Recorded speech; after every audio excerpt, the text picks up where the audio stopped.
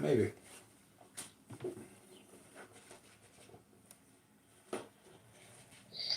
Yeah, there is always nitty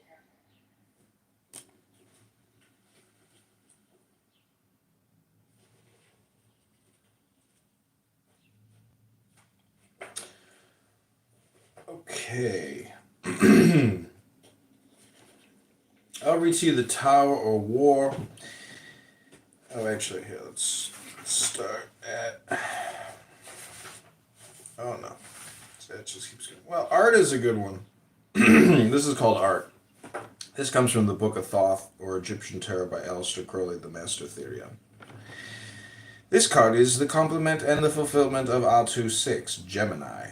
It pertains to Sagittarius, the opposite to Gemini in the zodiac, and therefore, after another manner, one with it. Sagittarius means the archer, and the card is, in its simplest and most primitive form, a picture of Diana the huntress. Diana is primarily one of the lunar goddesses, though the Romans rather degraded her from the Greek Virgin Artemis, who is also the great mother of fertility, Diana of Ephesians, many-breasted.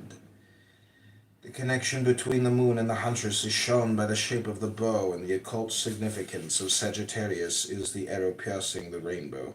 The last three paths of the tree of life make the word Keshith, a rainbow. And Sagittarius bears the arrow which pierces the rainbow, for his path leads from the moon of Yesod to the sun of Tifereth. This explanation is highly technical, but this is necessary because the card represents an important scientific formula, which cannot be expressed in language suited to a common comprehension. This card represents the consummation of the royal marriage which took place in Atu 6. The black and white personages are now united in a single androgyne figure. Even the bees and the serpents on the robes have made an alliance. The red lion has become white and increased in size and importance, while the white eagle, similarly expanded, has become red. He has exchanged his red blood for her white glutton. It is impossible to explain these terms to any but advanced students of alchemy. The equilibrium and counterchange are carried out completely in the figure itself. The white woman has now a black head, the black king a white one. She wears the golden crown. With a silver band he the silver crown with a golden fillet. But the white head on the right is extended in action by a white arm on the left, which holds the cup of the white glutton, while the black head on the left has the black arm on the right, holding the lance which has become a torch and pours forth its burning blood. The fire burns up the water extinguishes the fire. The robe of the figure is green, which symbolizes vegetable growth. This is an alchemical allegory. In the symbolism of the fathers of science, all actual objects were regarded as dead. The difficulty of transmuting metals was that the metals, as they occur in nature, were in the nature of excrements, because they did not grow. The first problem of alchemy was to raise mineral to vegetable life. The adepts thought that the proper way to do this was to imitate the process of nature. Distillation, for instance, was not an operation to be performed by heating something in a retort over a flame. It had to take place naturally, even if months were required to consummate the work. Months at that period of civilization were at the disposal of inquiring minds. A great deal of what people now consider ignorance, being themselves ignorant of what the men of old time thought, comes from this misapprehension. At the bottom of this card, for example, are seen fire and water harmoniously mingled, but this is only a crude symbol of the spiritual idea, which is the satisfaction of the desire of the incomplete element of one kind to satisfy its formula by assimilation of its equal and opposite. This state of the great work therefore consisted in the mingling of the contradictory elements in a cauldron. This is here represented as golden or solar, because the sun is the father of all life, and in particular presides over distillation. The fertility of the earth is maintained by rain and sun. The rain is formed by a slow and gentle process, and is rendered effective by the cooperation of air, which is itself alchemically the result of the marriage of fire and water. So also the formula of continued life is death or putrefaction. Here it is symbolized by the caput mortuum on the cauldron, a raven perched upon a skull. In agricultural terms, this is the fallow earth. There is a particular interpretation of this card which is only to be understood by initiates of the 9th degree of the OTO, which is Ordo Templi Orientis, which is the Temple of the Orient. For it contains a practical magical formula of such importance as to make it impossible to communicate it openly. Rising from the cauldron, as the result of the operation performed therein, is a stream of light which becomes two rainbows. They form the cape of the androgyne figure. In the center, an arrow shoots upward. This is connected with the general symbolism previously explained, the spiritualization of the result of the great work. The rainbow is, moreover, symbolical of another stage in the alchemical process. At a certain period, as a result of putrefaction, there is observed a phenomenon of many-colored lights, the coat of many colors, said to have been worn by Joseph and Jesus.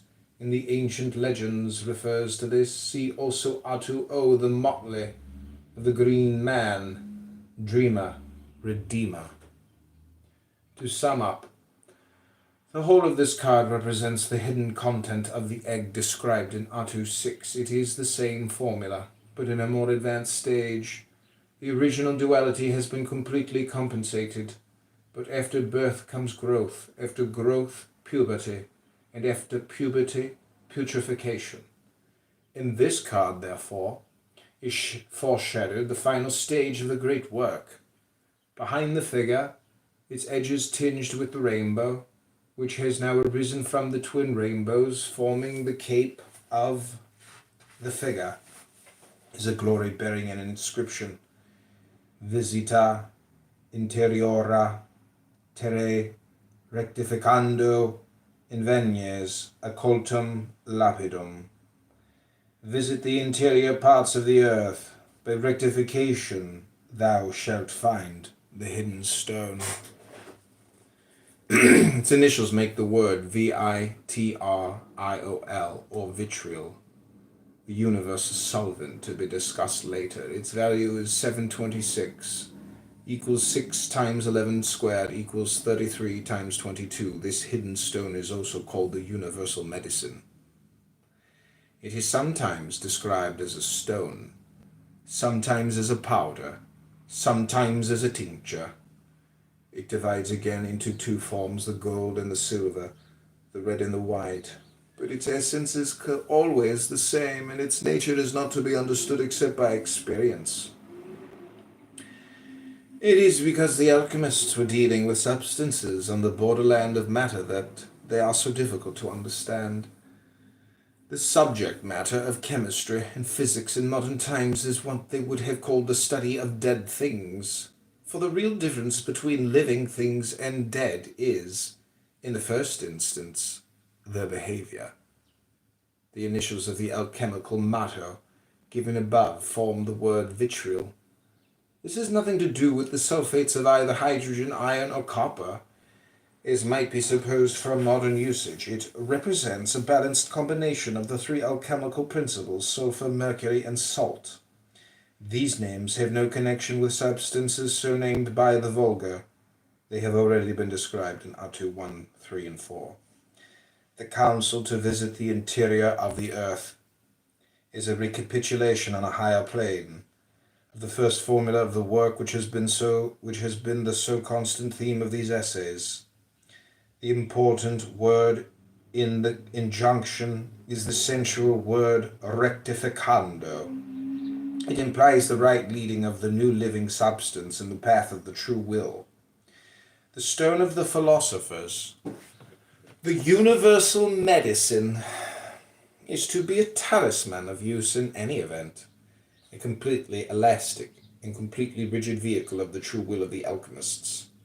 It is to fertilize and bring to manifested life the Orphic egg. The arrow, both in this card and in Atu 6, is of the supreme importance.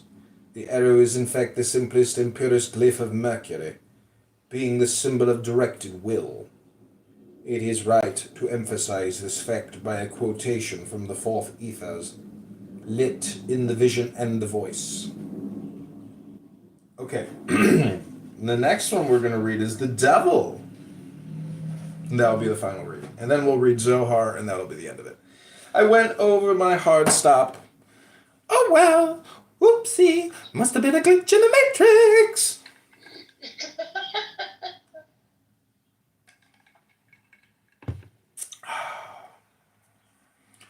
Oh.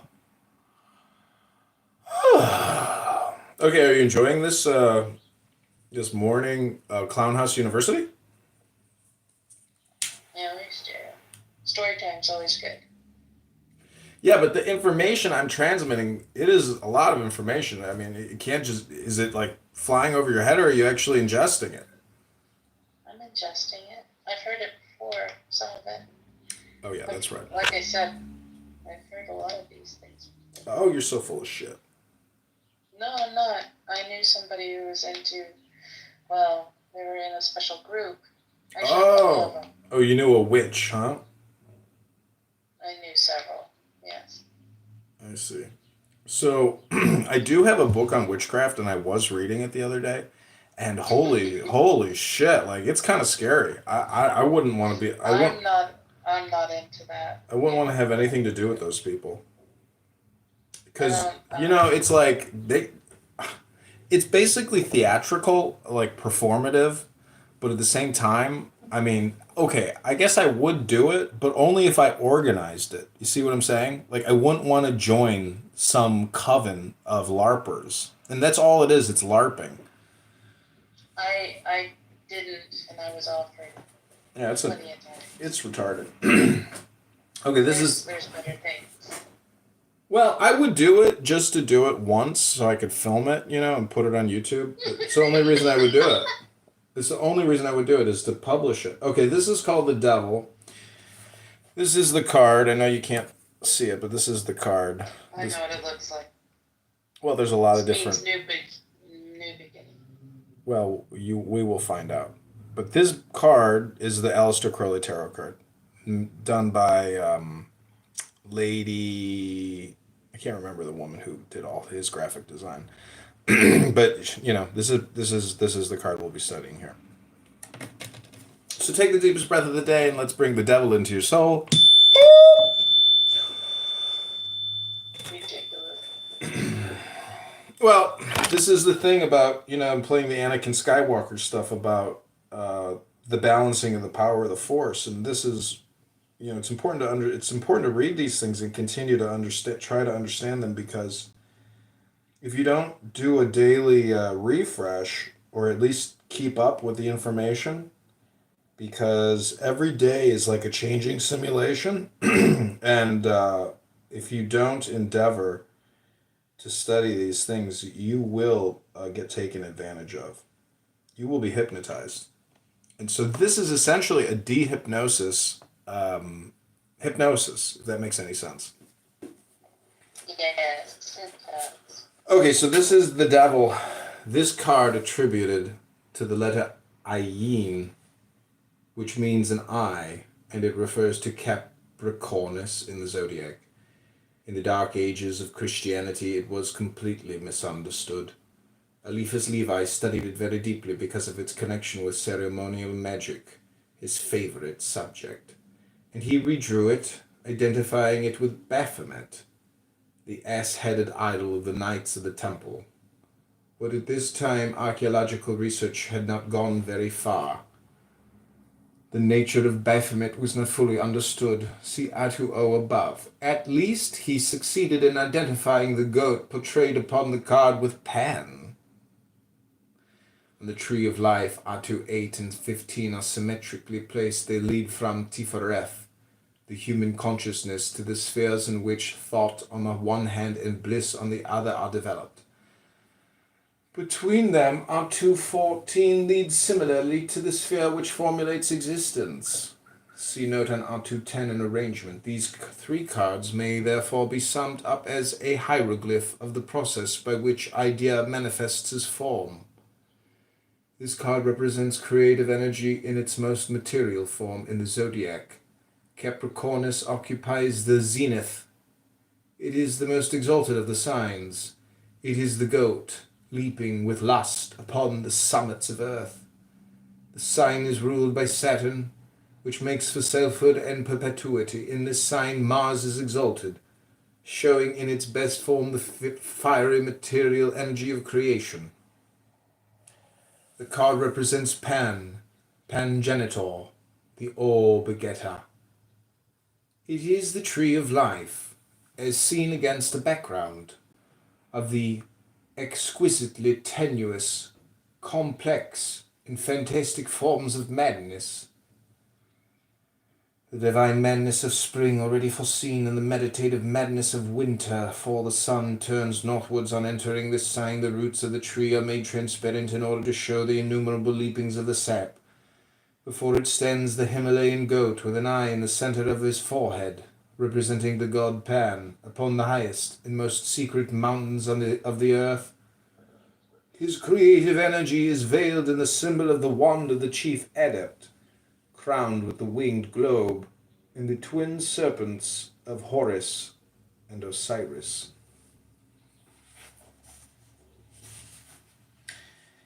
Hear me, Lord of the stars, for thee have I worshipped ever, with stains and sorrows and scars. With joyful endeavor, hear me, O lily-white goat, crisp as a thicket of thorns, with a collar of gold for thy throat, a scarlet bow for thy horns. The sign of Capricornus is rough, harsh. Hold on one sec.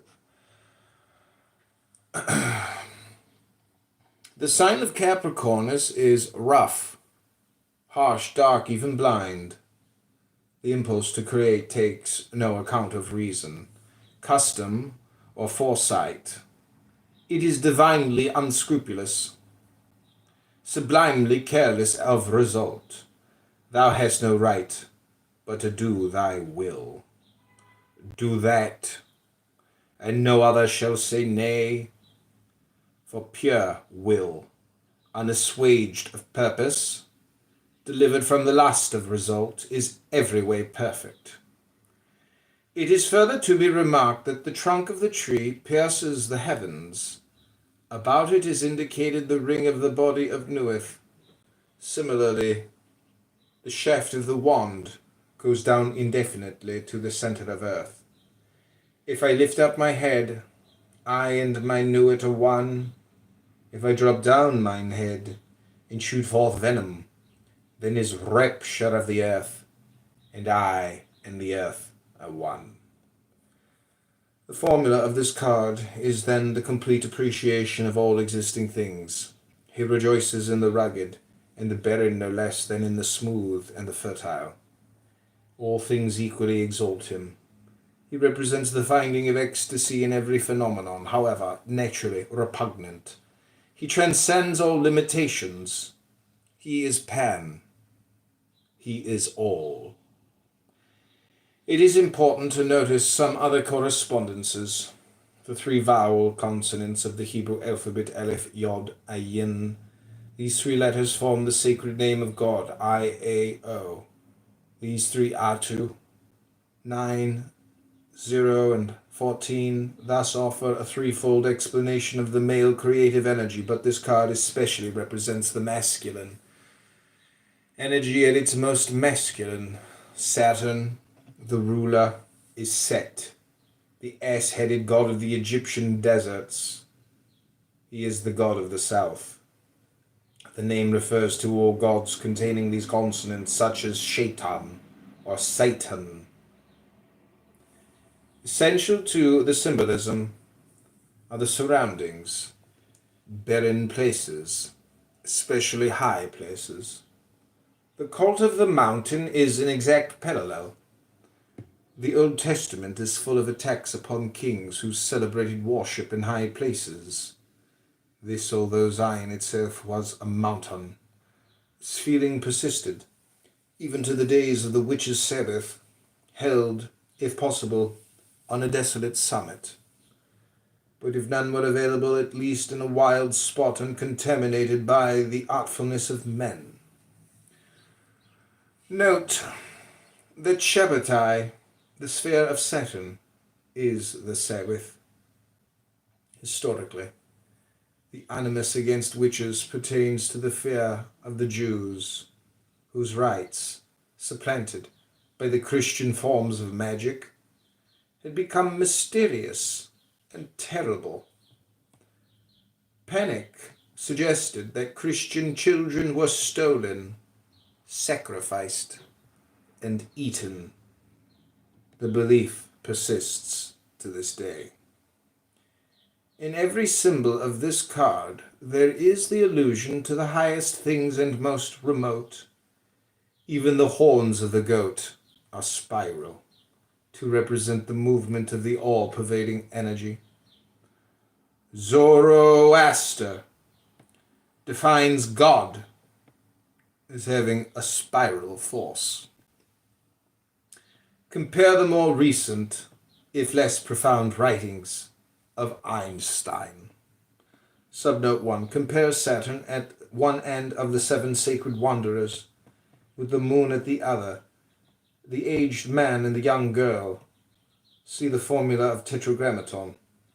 They are linked as no other two planets, since 3 squared equals 9, and each contains in itself the extremes of its own idea. Okay, the next card is the Tower, or War. Okay, and then, well, let's see, how much longer do we have? Okay, so we can read War, the Star, and the Moon, and maybe the Sun, maybe the Eon, and maybe the Universe. Okay, the first time I read this book, I was like fucking blown away. I couldn't believe it. I was like, holy fuck.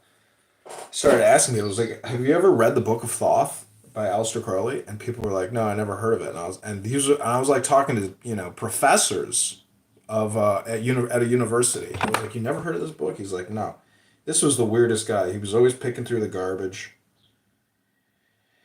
My point is, you can be a professor, but you can also just go crazy. Like, your brain goes through putrefaction, so, we're all dying. But it is a question of access to books, and then utilizing the books, and actually doing this kind of work. This is the great work. This is the modern day great work that the book talks about. Those books are rare. I actually knew somebody who used them. He'd go to bookstores and he'd have to pick those particular ones out because they were so rare and hard to find.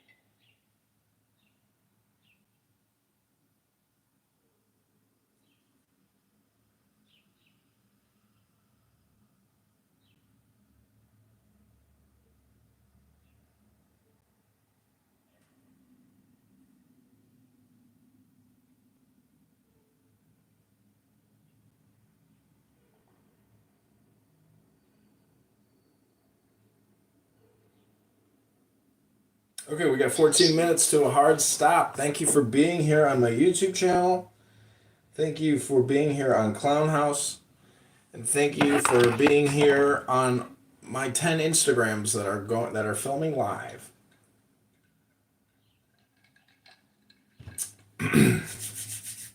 Okay.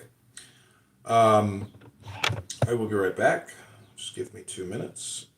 Enjoy the secret of the key of law. What is the secret key of the law?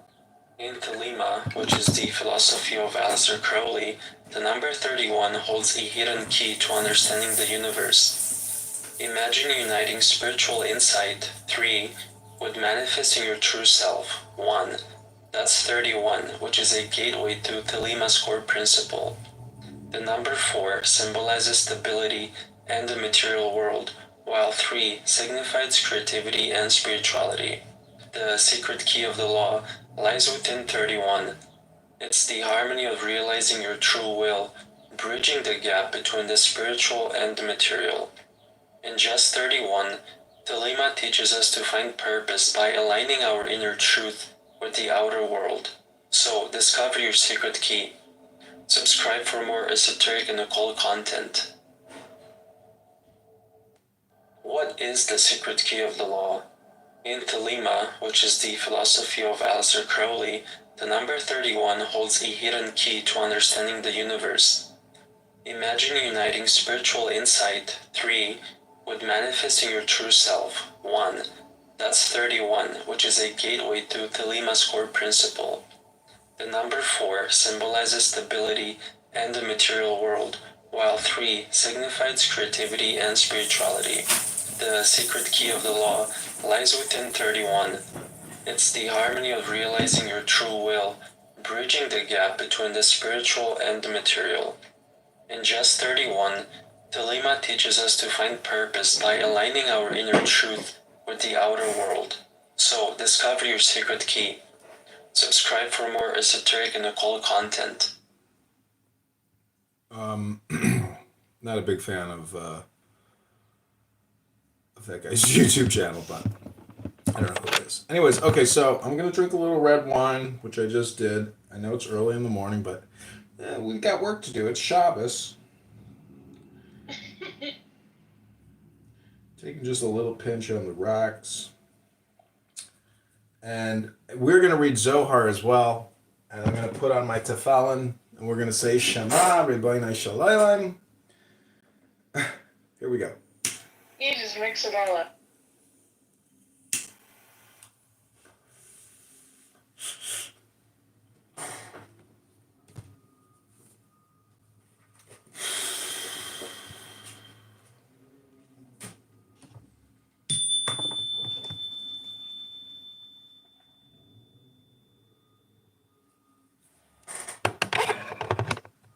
Okay, this is the Tower or War.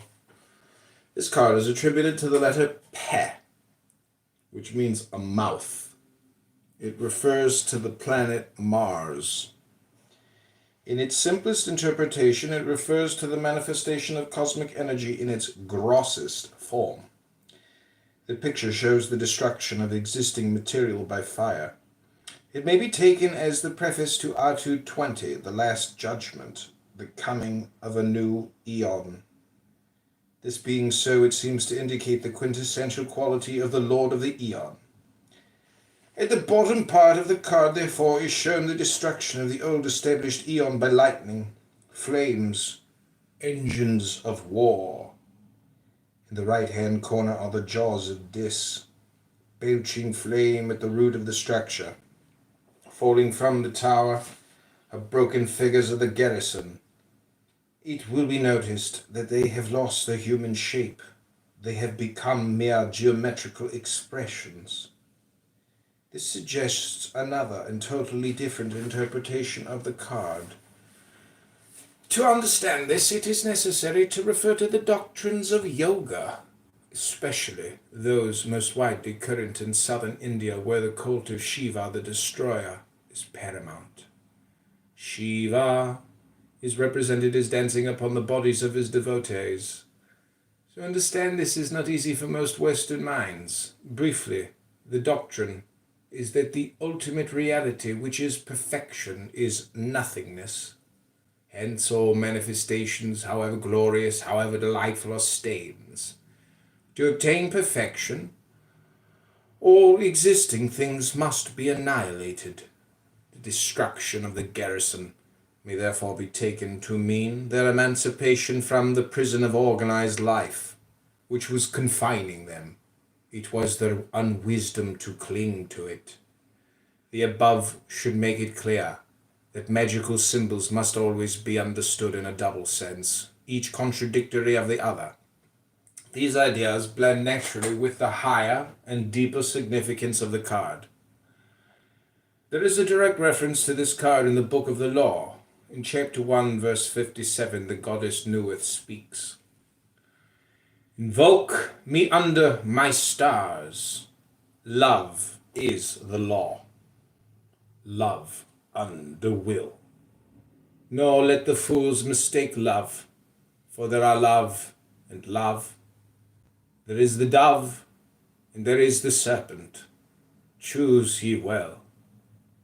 He, my prophet, hath chosen, knowing the law of the fortress, and the great mystery of the house of God. The dominating feature of this card is the Eye of Horus. This is also the Eye of Shiva, on the opening of which, according to the legend of this cult, the universe is destroyed. Besides this, there is a special technical magical meaning, which is explained openly only to initiates of the 11th degree of the OTO, a grade so secret that it is not even listed in the official documents. It is not even to be understood by the study of the eye in R215. Perhaps it is lawful to mention that the Arab sages and the Persian poets have written, not always guardedly, on the subject. Bathed in the effulgence of this eye, which now assumes even a third sense, that indicated in Act 2:15 are the dove bearing an olive branch and the serpent, as in the above quotation. The serpent is portrayed as the lion serpent Zunubis or Abraxas. These represent the two forms of desire, what Schopenhauer would have called the will to live and the will to die. They represent the feminine and masculine impulses. The nobility of the latter is possibly based upon recognition of the futility of the former. This is perhaps why the renunciation of love, in all the ordinary senses of the word, has been so constantly announced as the first step towards initiation.